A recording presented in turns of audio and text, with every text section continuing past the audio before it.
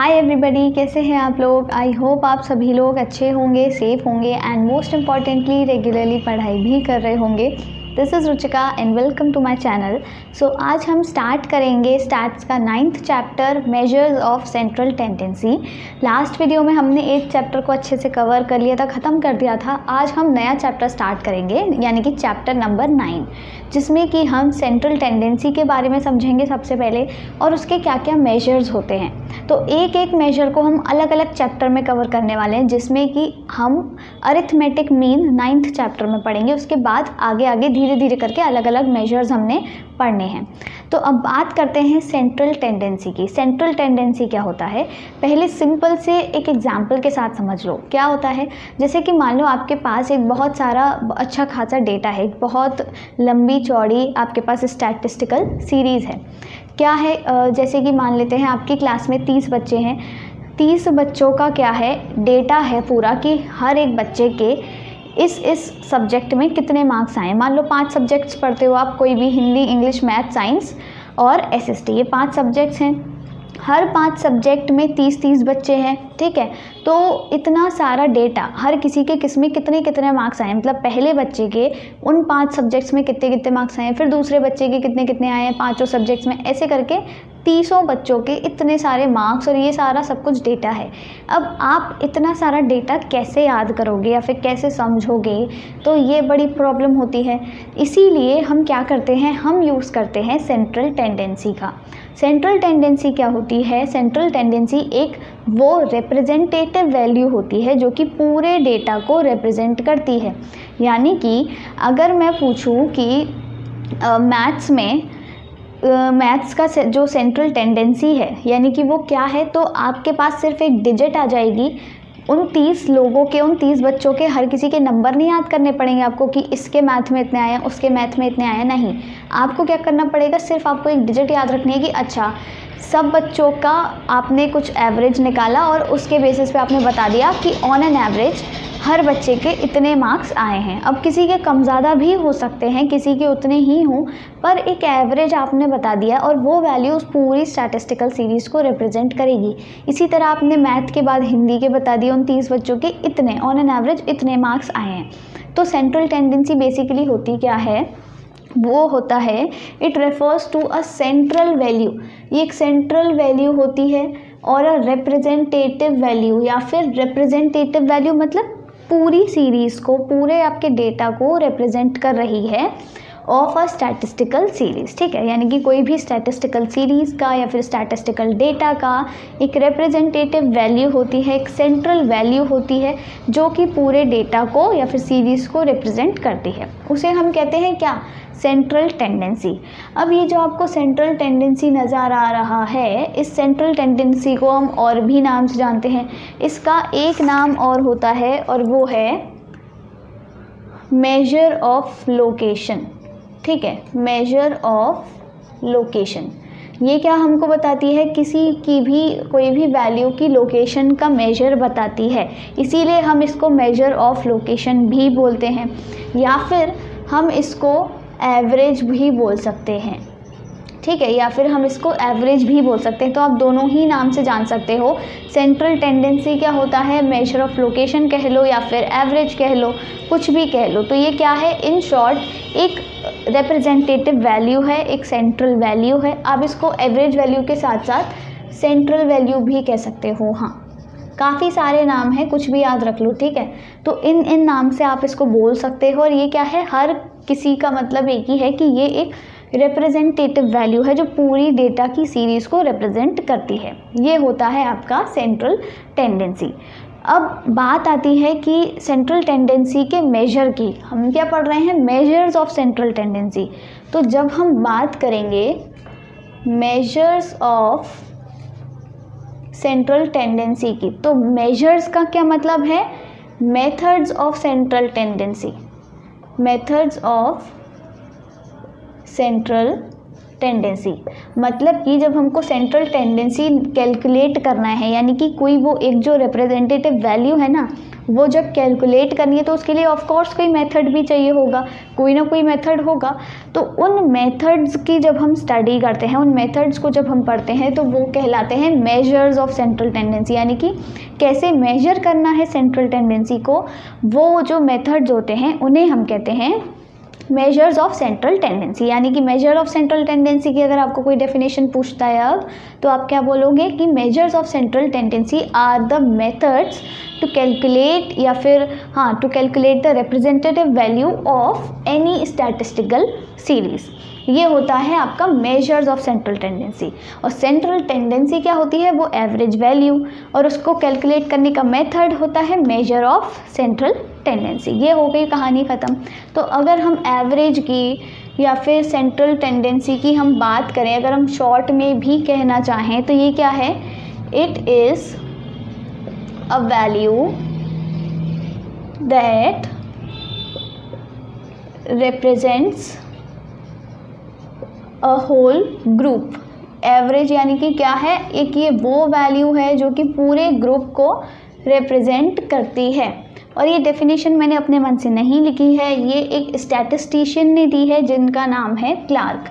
तो ऐसी कोई डेफिनेशंस होती हैं जो किसी के थ्रू स्पेसिफिकली गिवन हैं, वो आपने याद रखनी होती हैं। और ऐसी छोटी छोटी डेफिनेशंस तो एटलीस्ट याद रख ही सकते हो, उसमें कोई प्रॉब्लम नहीं है। तो छोटी सी डेफिनेशन है कि ये वो वैल्यू है जो कि पूरे ग्रुप को रिप्रेजेंट करती है।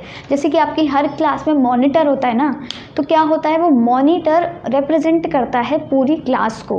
कुछ भी काम होता है मैडम मॉनिटर को जाके बोल देती हैं, तो मॉनिटर क्या है, एक एवरेज है, एक सेंट्रल टेंडेंसी है, आप ऐसे याद रख लो, वो आपकी पूरी क्लास को क्या कर रहा है, रिप्रेजेंट कर रहा है। तो एवरेज क्या है, ये एक ऐसी वैल्यू है जो पूरे ग्रुप को रिप्रेजेंट करती है, राइट। अब ये तो हो गया सेंट्रल टेंडेंसी और एवरेज और मेजर्स ऑफ सेंट्रल टेंडेंसी की बात। अब जब हम बात कर रहे हैं एवरेज की, मैं यहाँ पर एवरेज ही यूज़ करने वाली हूँ, सेंट्रल टेंडेंसी भी आप यूज़ कर सकते हो, कोई प्रॉब्लम नहीं है।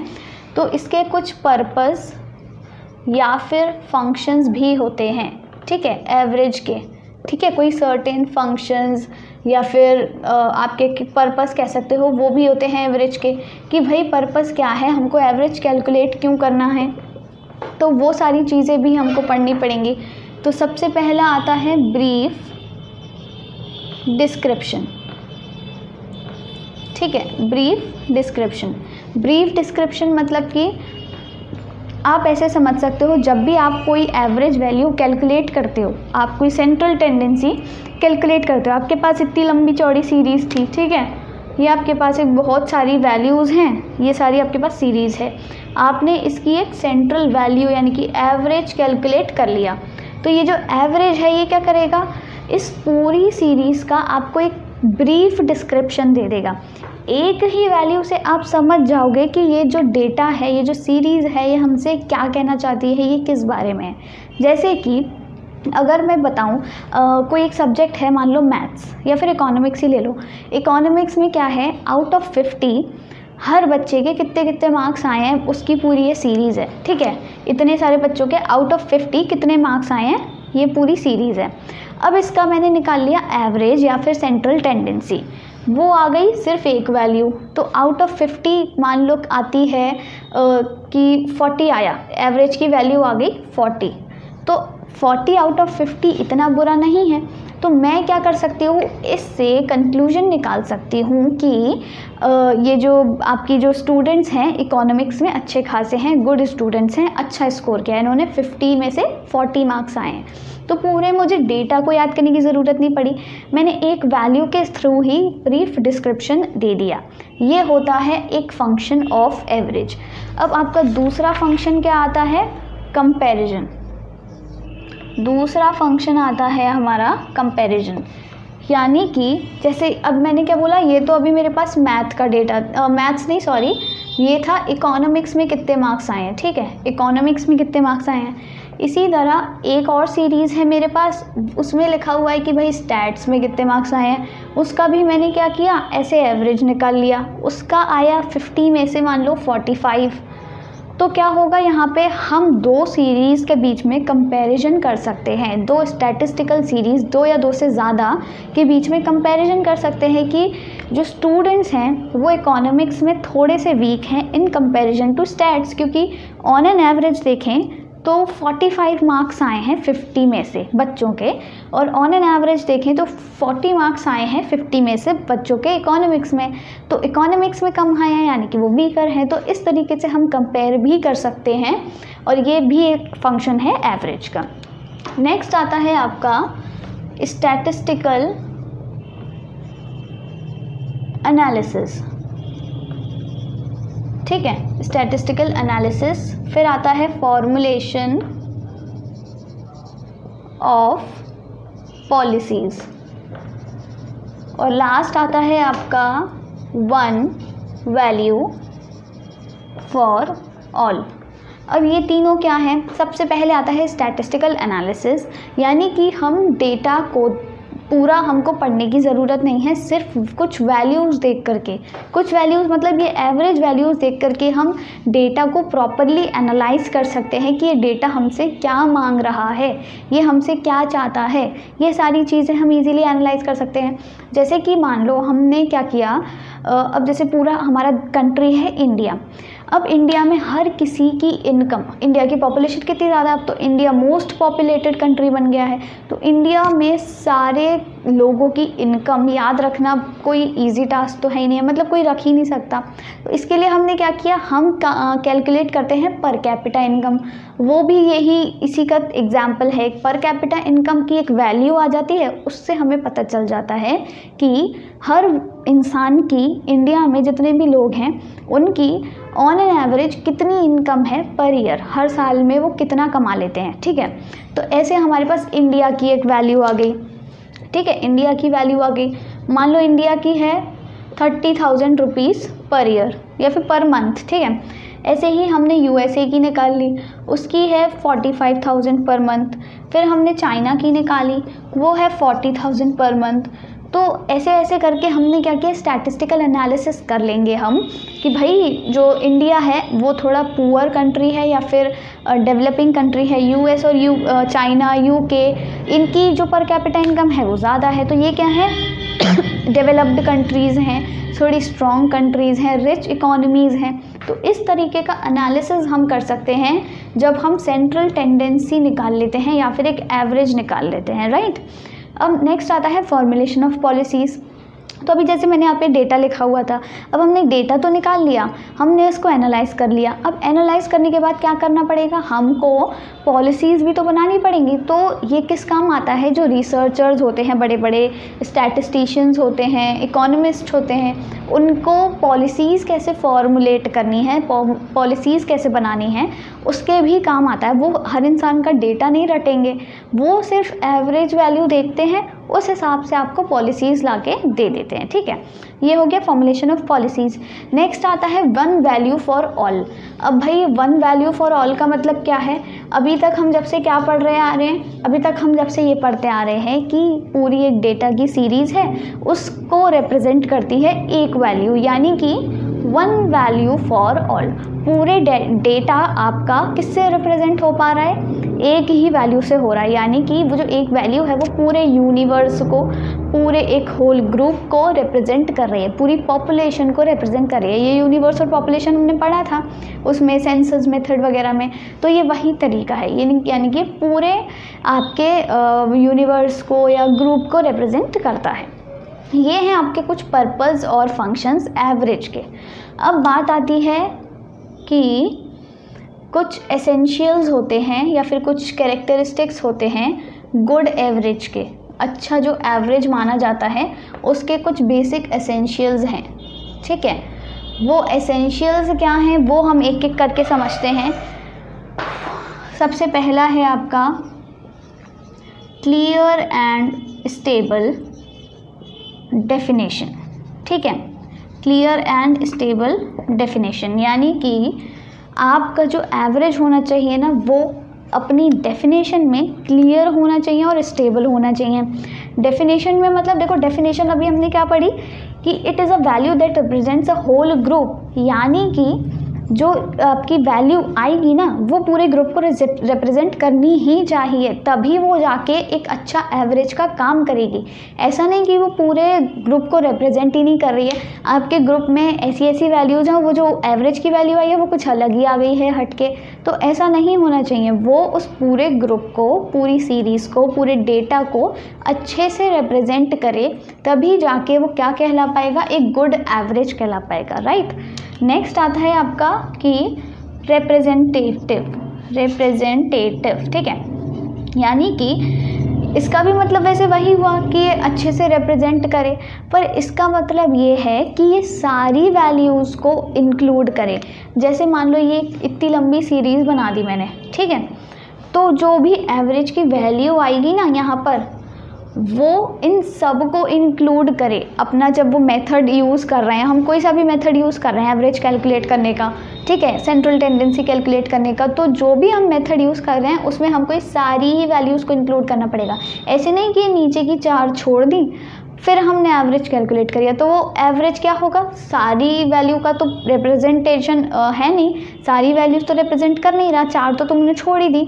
तो यानी कि रिप्रेजेंटेटिव का मतलब ये है कि वो सारी वैल्यूज़ को रिप्रेजेंट करे, एक को भी छोड़े ना, यहाँ पे इसका मतलब होता है ये। नेक्स्ट आपका आता है सिंप्लिसिटी, ठीक है, सिंप्लिसिटी। अब सिंप्लिसिटी मतलब क्या है कि जो एवरेज कैलकुलेट करने का जो मेथड है ना वो सिंपल होना चाहिए पहली बात, और ऐसा होना चाहिए कि हर कोई इंसान इजीली अपने उसे डेली लाइफ में भी यूज़ कर सके। मतलब कोई हाई फाई मेथड नहीं होना चाहिए कि बड़े बड़े लोग हैं, जो रिसर्चर्स हैं, इकोनॉमिस्ट हैं, सिर्फ वही यूज़ कर पा रहे हैं।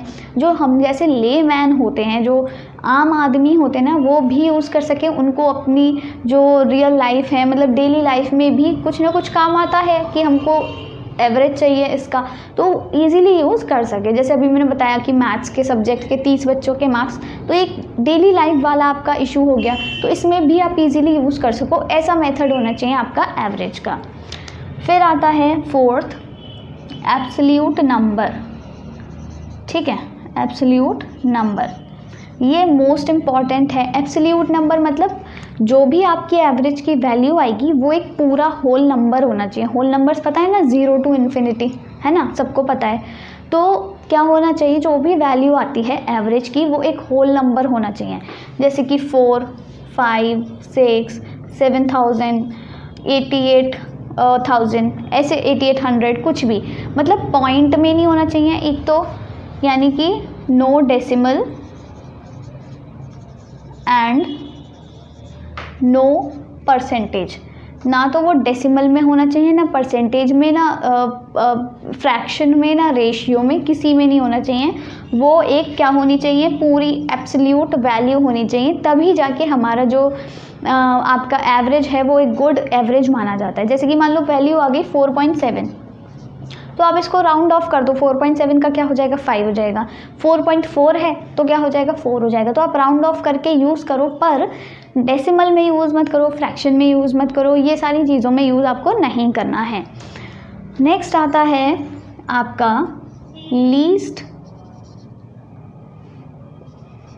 Affected by changes in sample, यानी कि जब भी हम कोई वैल्यू यूज़ करेंगे, जब भी हम कोई वैल्यू निकालते हैं एवरेज की, तो अगर हम इस सीरीज़ में कोई चेंज करते हैं, छोटा मोटा चेंज कर दिया, कोई वैल्यू इधर से उधर शिफ्ट कर दी, या फिर इस वैल्यू की जगह और ही कोई नई वैल्यू ले आई, तो उसमें ना एवरेज में ज़्यादा चेंज नहीं आना चाहिए। अगर ज़्यादा चेंज आता है तो वो आपका गुड एवरेज नहीं माना जाएगा।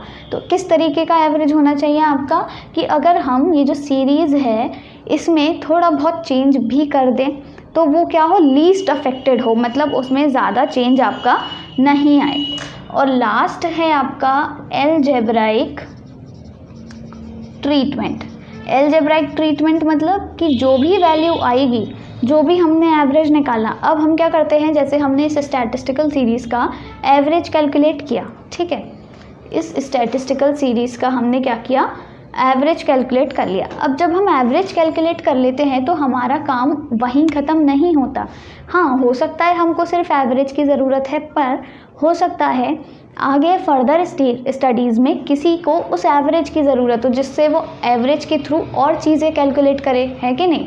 जैसे कि आप क्या करते हो, डिजिट्स पढ़ते हो। बेसिक मैथ्स में क्या पढ़ा आपने, बचपन से शुरू से मैथ्स में आपने डिजिट्स पढ़ी, डिजिट से आपने प्लस माइनस सीखा।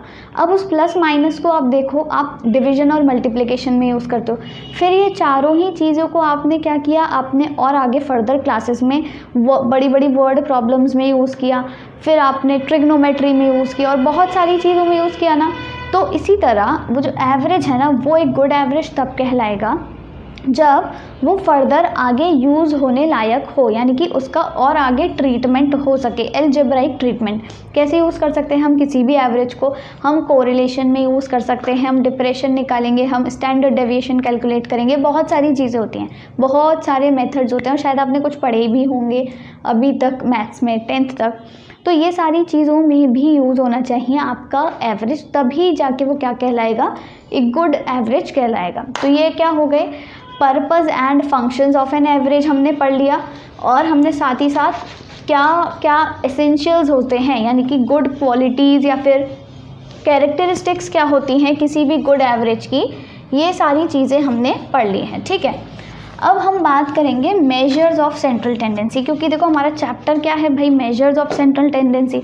तो हमको सिर्फ सेंट्रल टेंडेंसी नहीं समझना, हमको क्या समझना है, मेजर्स ऑफ सेंट्रल टेंडेंसी। ठीक है, मेजर्स ऑफ सेंट्रल टेंडेंसी। अब जब हम मेजर्स की बात करते हैं तो मेजर्स भी दो तरीके के होते हैं। ठीक है, दो तरीके के मेजर्स हैं, एक तो आपका है मैथमेटिकल मेजर्स, नेक्स्ट है आपका पोजीशनल मेथड्स। ठीक है, पोजीशनल मेथड्स। अब इसमें भी अलग अलग टाइप्स हैं, इसमें अलग अलग टाइप्स क्या हैं। अगर हम मैथमेटिकल की बात करें तो पहला इसमें आता है अरिथमेटिक मीन। ठीक है, जो हमको इस चैप्टर में पढ़ना है, तो इस चैप्टर में हमें सिर्फ अरिथमेटिक मीन ही पढ़ना है। एक दूसरा इसमें आता है ज्योमेट्रिक मीन। ठीक है, ज्योमेट्रिक मीन। तीसरा इसमें आता है हार्मोनिक मीन। तो ये तीन तरह के मीन हैं जो इस वाली कैटेगरी में आते हैं, यानी कि मैथमेटिकल मेजर्स में आते हैं, अरिथमेटिक मीन, ज्योमेट्रिक मीन और हार्मोनिक मीन। अब जब हम बात करते हैं पोजीशनल मेथड्स की, इसमें सबसे पहले आता है मीन और मोड, दूसरा आता है मीडियन, तीसरा आता है पार्टीशन वैल्यूज़। ठीक है, पार्टीशन वैल्यू। तो ये तीन तरीके हैं जो हमको बेसिकली पढ़ने हैं, और इस चैप्टर में हमें सिर्फ ये पढ़ना है अरिथमेटिक मीन। इसको आप शॉर्ट में AM कह सकते हो, इसको आप शॉर्ट में GM भी कहते हो और इसको HM कहते हो। इनको मोड, मीडियन और पार्टीशन वैल्यू ही कहते हैं। तो इस चैप्टर में हमको क्या पढ़ना है, अरिथमेटिक मीन। अब ये वीडियो आपका यहीं ख़त्म होता है। इसमें हमने अभी सिर्फ सेंट्रल टेंडेंसी और उसके मेजर्स के बारे में समझ लिया है। नेक्स्ट वीडियो से हम स्टार्ट करेंगे अरिथमेटिक मीन क्या होता है, अरिथमेटिक मीन को हमें कैसे कैलकुलेट करना है, उसके क्या फीचर्स हैं, बहुत सारे मेथड्स हैं उसके लंबे चौड़े सारे। तो वो सारी चीज़ें हम नेक्स्ट वीडियो से स्टार्ट करेंगे। सो अगर आपको ये वीडियो अच्छा लगा हो तो do give it a like and do not forget to subscribe to my channel. Thank you.